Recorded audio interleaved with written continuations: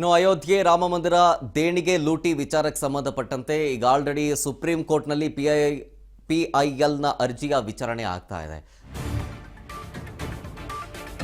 CBI ತನಿಖೆ ಸಂಬಂಧ ಕೋರ್ಟ್ಗೆ ಸಲ್ಲಿಸಿರುವಂತಹ ಅರ್ಜಿ,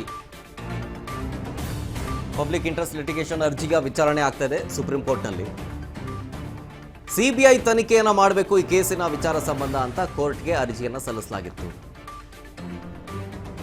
ರಾಮ ಮಂದಿರ ಟ್ರಸ್ಟ್ ಉತ್ತರ ಪ್ರದೇಶ ಸರ್ಕಾರದ ಕಡೆಯಿಂದ ಕೇಂದ್ರ ಸರ್ಕಾರಕ್ಕೆ ಸುಪ್ರೀಂ ಕೋರ್ಟ್ ನೋಟಿಸ್ ಜಾರಿ ಮಾಡಿದೆ. ಈ ಸಂಬಂಧ ಎಸ್ಐಟಿಗೆ ತನಿಖಾ ವರದಿಯನ್ನು ಕೇಳಿದೆ ಸುಪ್ರೀಂ ಕೋರ್ಟ್. ಎಸ್ಐಟಿ ಮಾಡಿರೋ ತನಿಖಾ ವರದಿಯನ್ನು ಸಲ್ಲಿಸಿ ಅಂತ ನ್ಯಾಯಾಲಯ ಸೂಚನೆ ಕೊಟ್ಟಿದೆ. ಅದನ್ನು ಕೂಡ ಮುಚ್ಚಿದ ಲಕೋಟೆಯಲ್ಲಿ ವರದಿಯನ್ನು ಸಲ್ಲಿಸಬೇಕು ಅಂತ ಆದೇಶವನ್ನು ಹೊರಡಿಸಲಾಗಿದೆ.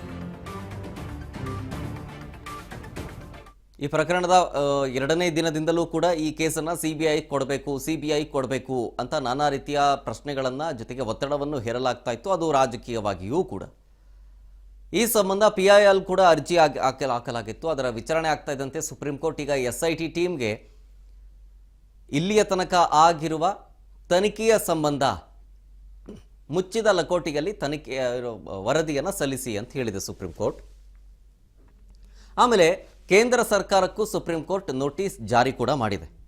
ಈ ಸಂಬಂಧ ಎಸ್ಐಟಿ ಟೀಮ್ ಯಾವ ರೀತಿಯಾಗಿ ತನಿಖೆಯನ್ನು ಮಾಡಿದೆ, ವರದಿ ಹೇಗಿದೆ, ಅದನ್ನು ನೋಡಿ ಮುಂದಿನ ತೀರ್ಮಾನವನ್ನು ತೆಗೆದುಕೊಳ್ಳೋ ಪ್ರಯತ್ನವನ್ನು ಮಾಡಬಹುದು. ಹಾಗಾಗಿನೇ ವರದಿ ಕೇಳ್ತಾ ಇದೆ ಎಸ್ಐಟಿ ಟೀಮ್. ಜೊತೆಗೆ ಇದರಲ್ಲಾಗಲಿ ಈ ಕೇಸ್ ವಿಚಾರಕ್ಕೆ ಸಂಬಂಧಪಟ್ಟಂತೆ ಒಂದು 2-3 ಜನರ ತಲೆದಂಡ ಕೂಡ ಆಗಿದೆ ಟ್ರಸ್ಟ್ ವತಿಯಿಂದ. 8 ಜನರ ತನಿಖೆಯೂ ಕೂಡ ಆಗ್ತಾ ಇದೆ. ಕಾಣಿಕೆ ಕಳ್ಳತನ ವಿಚಾರ ಸಂಬಂಧ ಏನೇನಾಗಿತ್ತು ಅಂತೇಳಿ CCTV ವಿಷನ್ಸ್ ಕೂಡ ಇದೆ.